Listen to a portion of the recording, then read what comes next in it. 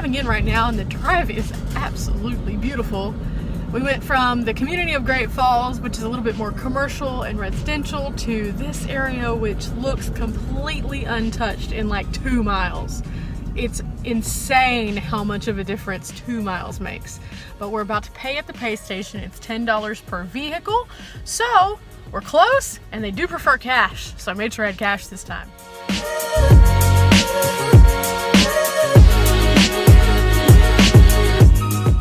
This is by far one of the longest lines I've been in, like while traveling.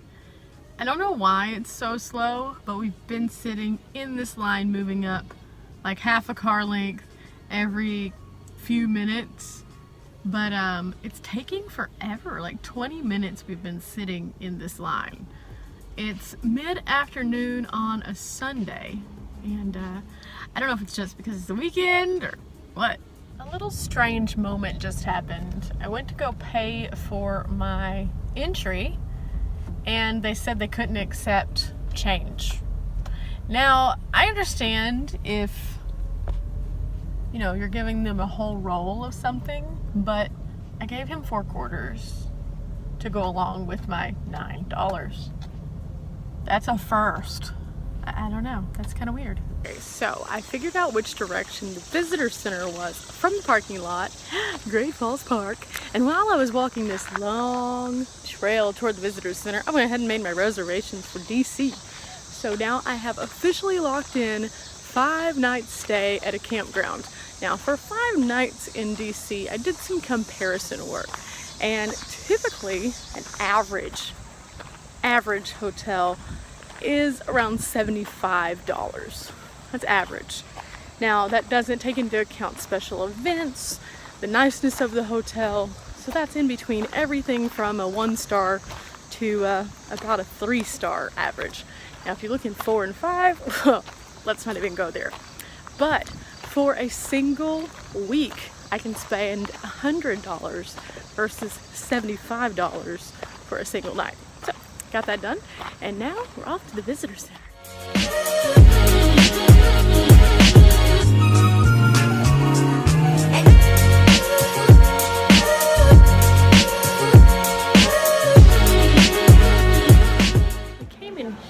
Check out a video just a while ago, but whenever the lights come up, there's all sorts of extra exhibits that you can check out. Everything from stones that tell you a little bit more about what they actually had to go through to build the canal, and some of the pictures from around, and even an old water marker. So it's really, really cool in here. It's an extension of the museum. There's also a nice little exhibit about the trails and climbing, which are 2 of the popular things that you can do at Great Falls Park.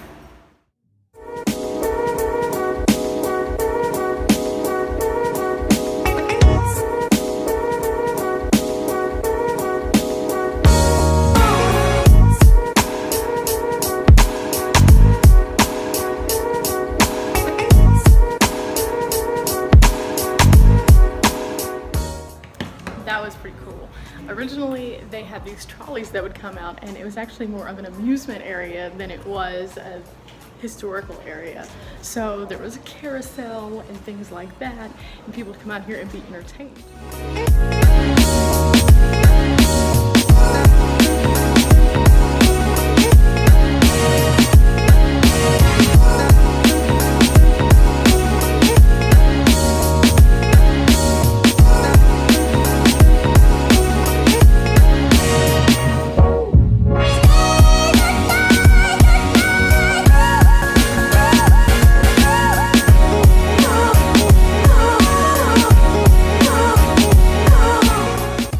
Stamping my passport, getting a postcard, and getting a trail map. Now we're going to go look for, what is it called? The Canal Trail. Seems easy enough. This is actually going to take us through one of the ruins. We get to walk right through the canal, and we have some great observation points of the falls. So here we go. I can hear the water just on the other side of these trees right here. So I know we're close, and according to this, we are about to be able to see it at the first vantage point. I think at this little turnoff right here. There's a lot of people here today. A lot.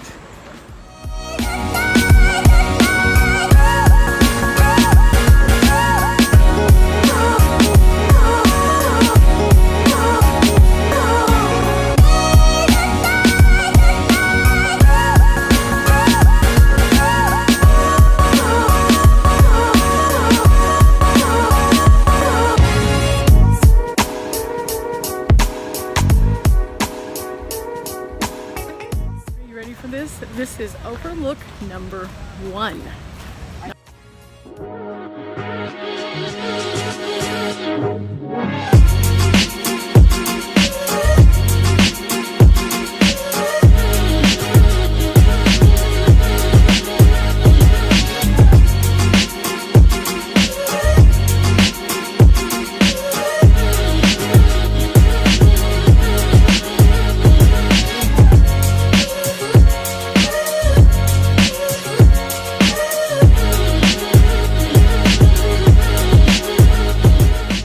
Absolutely awesome. Now it's pretty slick up there because there's so much sand on the rocks, so I wouldn't recommend flip-flops to small children, or if you have a lot of trouble navigating around. But despite that, there are people with flip-flops, small children, and people who had a hard time navigating around. It looked like a struggle.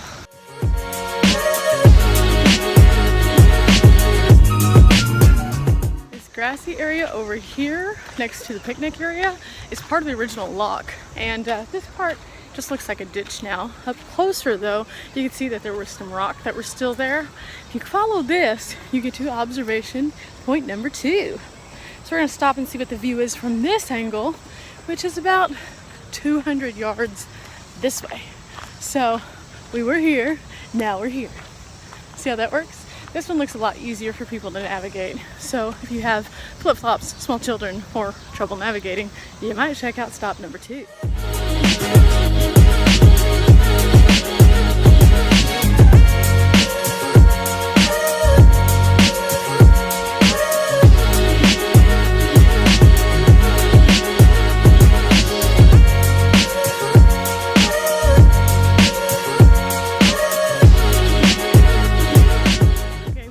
One more viewpoint that we can see the falls at.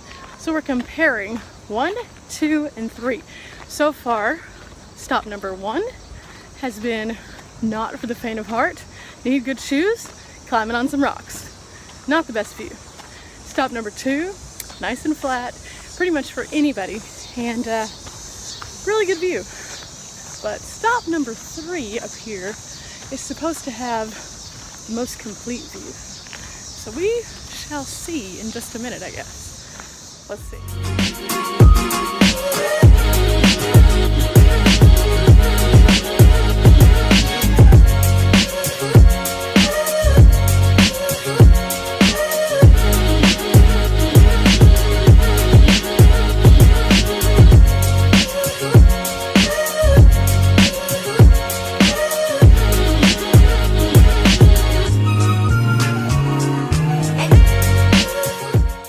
Nice and even too, and it has a nice glass wall so you can get a good picture, but it has a second deck right here so you can check it out from 2 spots. And I will say that was one of the better pictures that I have taken. So yay, stop 3. Now we get to figure out where exactly we're going. Shade. It's getting out. Between 1785 and 1802 they constructed the canal. It was originally pushed by George Washington, so it makes it super historic because let's face it, George Washington hasn't been president since like what, a long time ago. Anyway, this helped to get ships from eastern areas to western areas and really opened up our ability to have trade routes and to, well, further make states. So during the time of this, they added an additional 11 states to the United States. So it went from this tiny little piece to the East Coast. Now, the West Coast, of course, didn't come in until much later, well after the canals were pretty much gone. But it inspired other canals to be built, and they used the technology to continuously increase our abilities to get things moving across what we now call our United States. So, as you can see, that side is a picnic area, and this is our route to where we can see the real action. Ooh.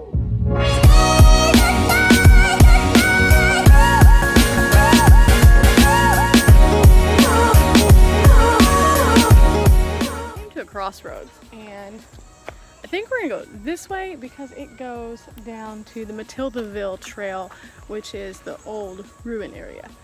We could keep going this way, but we're gonna end up back over here anyway, I think, because it's a loop. So we're gonna go this way and see if we can't get a little bit more bang for our hike. Who knows? We shall see. It is absolutely beautiful through here though, and coming this way I don't hear as many of the travelers that are walking because the path is slightly more narrow, just a little. I don't know, this could be good though.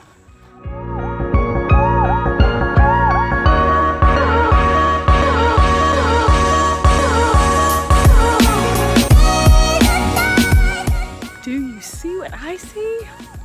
I see a part of the Locke. Now this particular area we get to walk right through where the locks were as a part of the canal, and they have been restored in certain areas. There's one area that they've actually blocked off temporarily. They're going to be doing some improvements.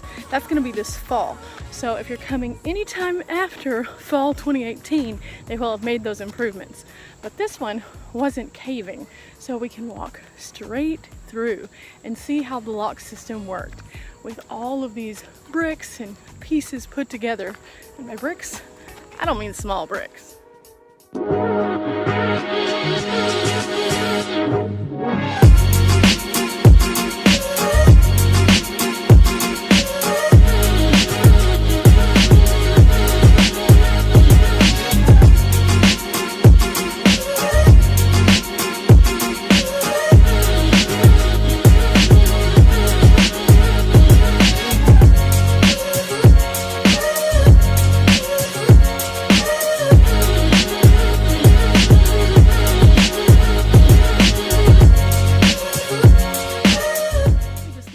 Is the superintendent's house, where he would supervise the project of the building and then also the function. This used to be made out of similar things that the locks and the rest of the canal were made out of. And there's actually a small pad where you can still see where the home once stood. Now, clearly, over time, anything that's wood decays, and it being from the 1700s, they didn't have the same preservation techniques that we do now, so only the stone foundations of this home still remain. Now, if we thought that last part, the little crumbling still wall, was kind of impressive, we ain't seen nothing yet. I'm coming upon the most impressive. This is the actual lock, and this is the one that we can walk through and see kind of a height.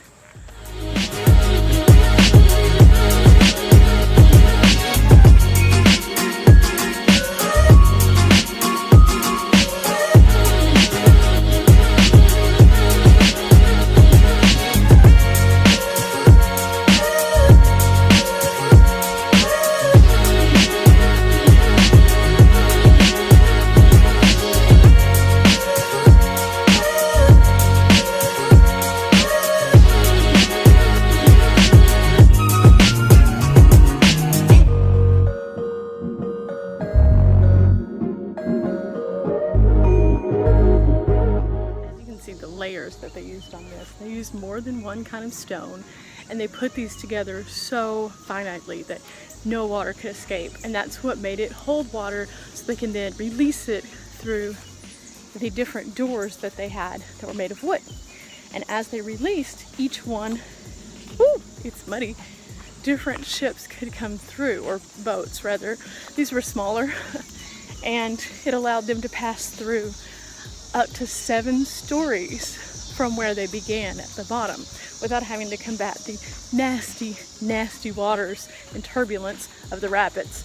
So it had a purpose. It was a really amazing purpose, and it just looks really about to be coming upon the section that they're actually going to be improving, because it is trying to fall upon itself. Over time and through several floods that they've had, the walls have pushed out and made it unsafe for people to walk through. So at the office, the ranger did tell me, don't try to go in there. We have it taped off. And sure enough, we get here and they do. It looks like a little construction zone. But they're taking the fall and they're going to improve upon this area so that they can make it safe, just like that last one, so people can enjoy it.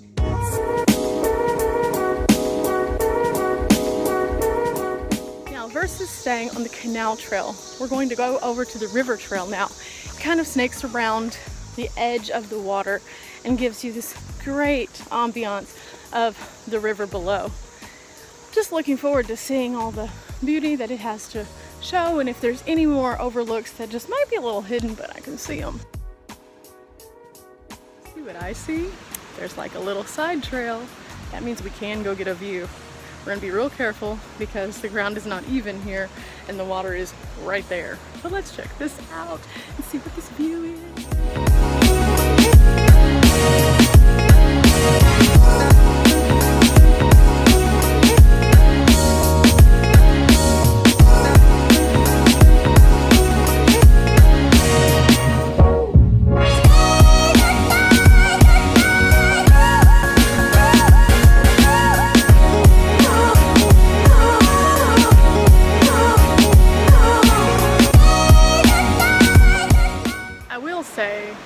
Let me just say that this path right here, the river trail, reminds me a little bit of going places with Pam whenever there's like an edge that you're not supposed to get near and yet you get near it because you want to see the view.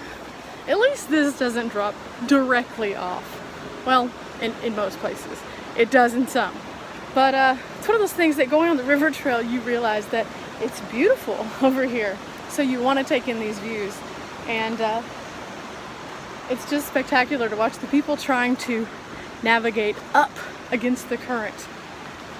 It's just a challenge just watching them. I can only imagine how exhausted they are whenever they get it done. But look at this. It's so pretty.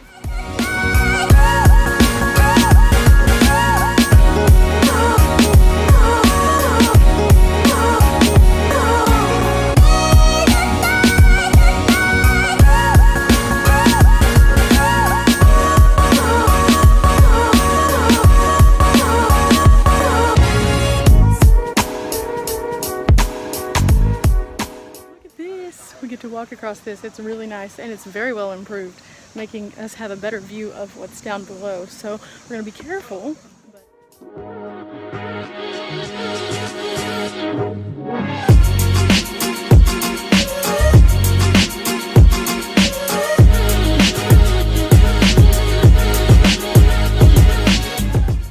So despite not being an ADA friendly trail, this trail is pretty nice. For the most part, it's even. Of course, you do have these big rocks like this to navigate around, and a couple of them that you have to step on.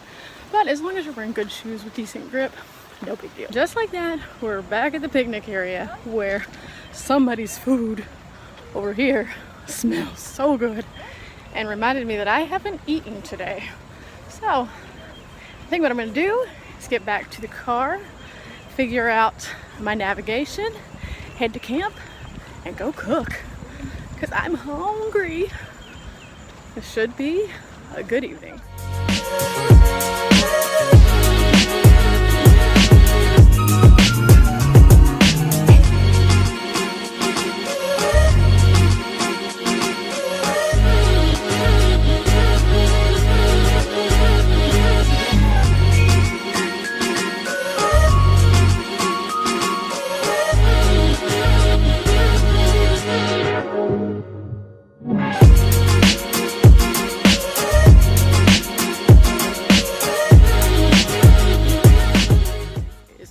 Cool because you could actually set up a movie out here and have benches and stuff, and this is where you can also do a group campfire. You do have to have permission, but it's a nice little space, and this keeps everything nice and safe because it's a cleaned out area and it's under supervision, which makes it awesome. Look at that. Can you only imagine a movie in the woods? I did a quick once over of the campground before I even decided for sure where I was going to set up my tent.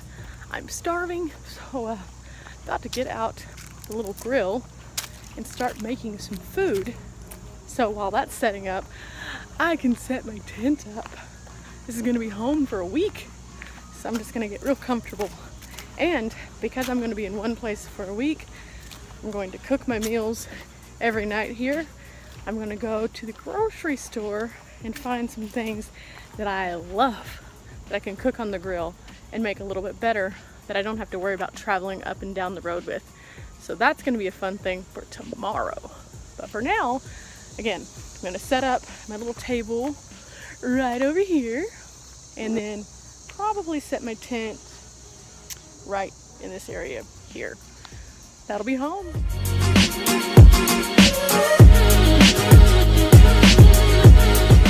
Okay, we're home.